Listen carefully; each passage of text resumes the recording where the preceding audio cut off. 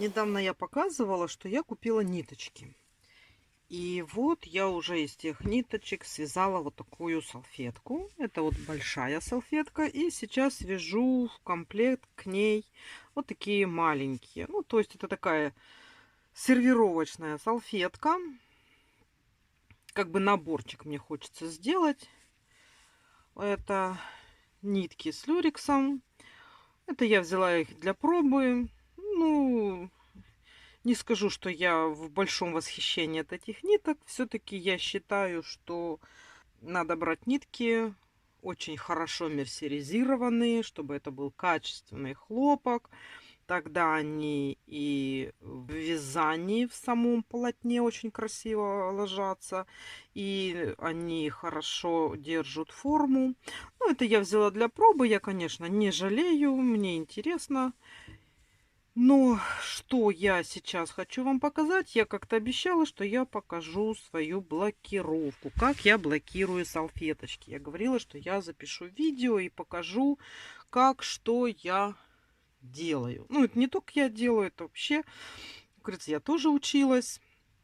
Вот, смотрите, для того, чтобы сделать блокировку салфетки, можно ее делать с крахмалом, можно ее делать с клеем ПВА.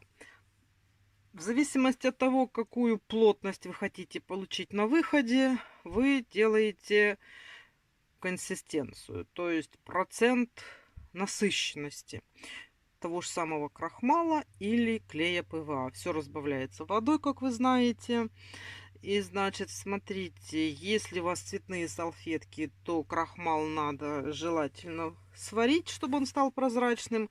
И если салфетки белоснежные, то можно не варить, можно просто залить кипятком, расколотить и таким образом макнуть туда салфетку. Я, в принципе, не крахмалю и не использую ПВА. Ну, как-то мне не очень нравится. Я люблю мягенькие салфеточки. Тем более, если вязать салфетки из мерсеризированного хлопка плотного, то с ними ничего не происходит. А они какие были, такие и остаются. Так, что нам нужно? Так как это мокрая всегда, и она высушивается в растянутом виде, то нужно обязательно, я покупаю вот такие вот портновские булавки. Видите, они не без всяких украшений, без ничего. Это просто вот такая вот булавочка с маленькой шляпочкой. И нужно, чтобы в описании обязательно было указано, что это не ржавеющая. Вот такого плана булавки ни в коем случае не берите. За сутки она ржавеет, прилипает к салфетке. Мало того, что прилипает, ржавеет, она еще ржавые пятна может на белой салфеточке вам оставить. Ну, то есть испортите изделие, их нельзя, это табу. Именно такие. Я храню их вот в таких игольницах. Видите, как у меня их много. Почему так много? Потому что ну, вот эта салфетка, она как бы такая простая-простая. Если мы возьмем вот такие вот салфеточки, да, или вот такую вот салфеточку мы возьмем, то здесь вот сколько вот этих вот пико, столько должно быть булавочек. То есть мы в каждое вот это вот пико обязательно должны вставить булавочку, и чтобы пико у нас вытянулось и легло в правильную форму. То есть вот все вот эти салфеточки, это я их блокировала. Видите, они у меня мягенькие, но они вот держат форму. После того, как я их заблокировала, они такие вот и остаются, но мягенькие. Вот. Значит, на чем я их блокирую? Я пошла в Леруа Мерлен и там ходила, искала плиту. Плита это не пенопласт, потому что пенопласт, вот смотрите, вот такая вот она, видите? Пенопласт он шариками, эта плита гладкая. Вот если показать торец, ну вот такой вот у нее торец обычно, но она мягкая, видите, она вдавливается. Вот. Она была большая, такой лист, где-то метр на 50. Я его разрезала пополам. И у меня две такие плитки, да. Вот. Смотрите, это я потом обрежу, все закрою. Вот я беру например, салфетку, да. Я делаю по-сухому. Если вы будете с крахмалом делать или с клеем ПВА, то, естественно, надо сначала сделать раствор, намочить салфетку и в мокром виде ее уже ложить на эту плиту и растягивать по мокрому. И так как я это делаю по-сухому, вот я беру, закрепляю центр, чтобы у нас центр держался, потому что мы от центра потом будем это все дело тянуть. Вот я закреплю. Легко входят эти булавочки, и они уже держат. И я вот так, смотрите, разглаживаю и натягиваю. Здесь можно, вот где центр, смотрите, бывают такие сложные салфетки по узору, что нам надо выдержать в центре какие-то определенные формы, эти как бы такие дуги, да, чтобы они были одинакового размера. У меня сейчас с собой, ну вот сейчас я вам покажу. Ну вот, например, вот эта салфетка, вот видите, вот эти дуги, чтобы они правильно легли и не выдулись криво-косо, их тоже нужно обязательно фиксировать булавочками. То есть в зависимости от узора у вас тоже пойдет или больше, или меньше этих булавочек. Как правило, чем сложнее, интереснее узор, тем больше уходит булавочек. Ну и вот так вот постепенно я подтягиваю, натягиваю. Но чтобы не менялась форма. Бывало, даже накладывала шаблон. Точный круг, чтобы выдержать симметрию и чтобы не нарушился круг. Ну, здесь, я же вам говорю, здесь такая у нас довольно-таки простая салфетка. И вот главное ее натянуть. Симметрично, естественно, натянуть. Вот я смотрю, бывает иногда надо будет подправить. Так вот подтягиваю. Смотрю, чтобы все было красиво.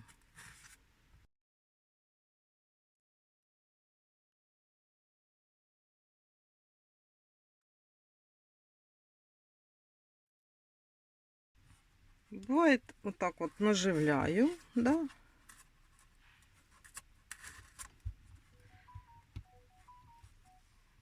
Чтобы по 4 концам вот так наживить.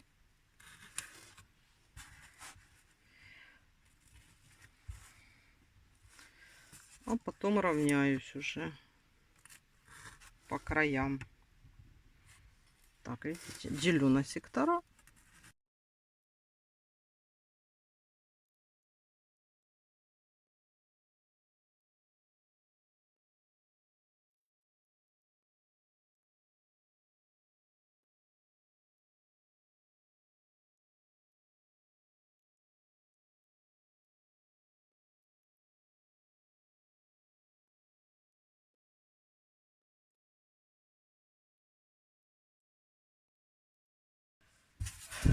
И после того, как вот так вот уже выборочно сделали, можно проверить.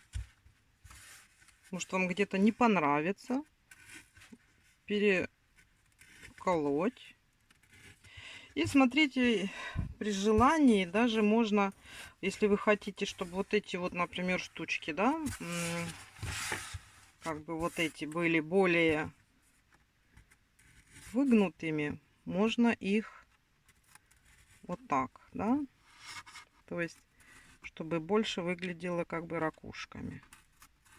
Но это уже делается в конце, когда вы точно выдержали размер, что она у вас легла не косо.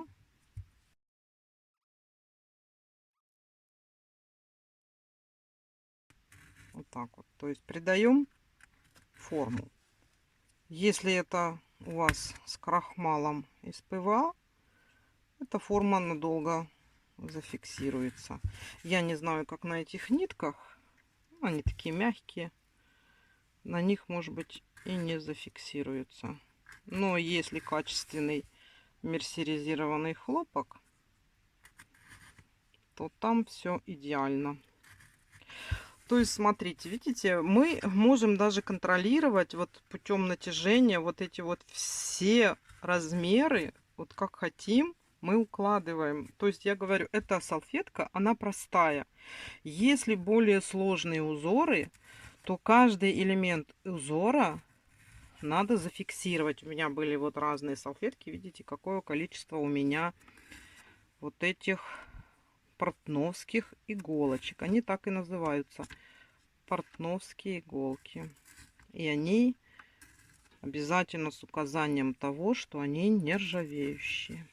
Ну все, сейчас я это все доделаю.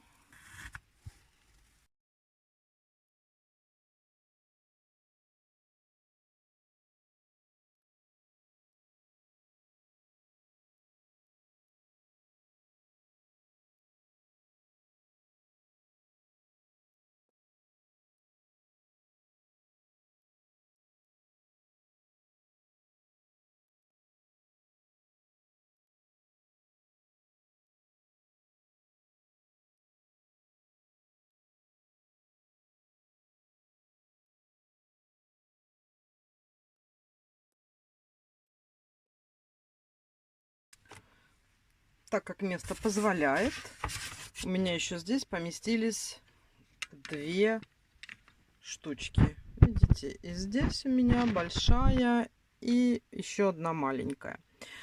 Смотрите, когда, например, вот таких я вязала сервировочных салфеток, например, 12 штук, и чтобы попасть в размер, чтобы они все были одинаковые, я на вот этой плите делала шаблон. Границы обязательно центр и границы салфетки, чтобы у меня все салфеточки были одинаковые по диаметру. Ну, это такой прием. Здесь мне это не принципиально, это я для себя. Вот.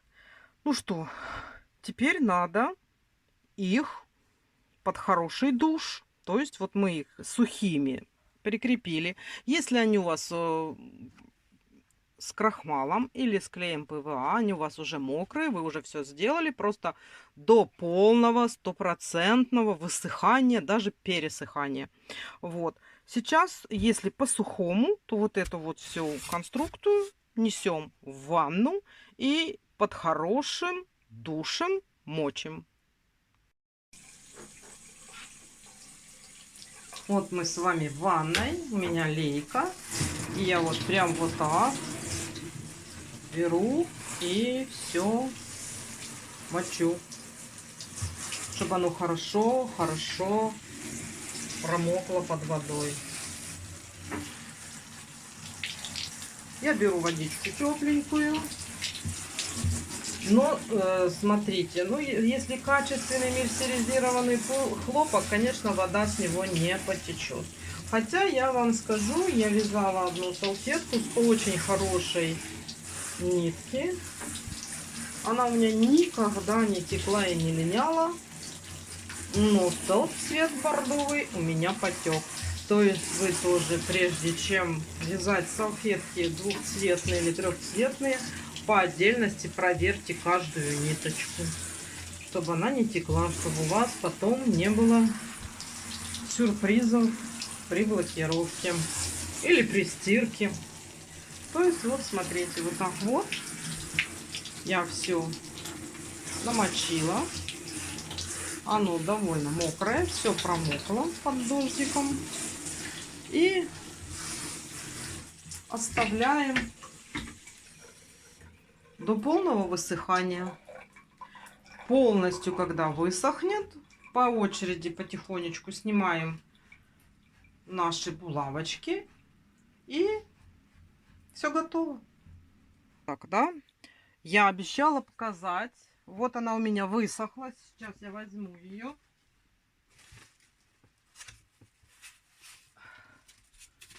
Вот вы помните, что что я заблокировала вот эти салфеточки. Сейчас нужно просто взять, после того, как она у нас на 100% высохла, прямо даже пересохла. Сейчас надо просто брать вот так вот. И все вот это вынимать. Все иголочки поставить на место. И мы посмотрим, какая она стала.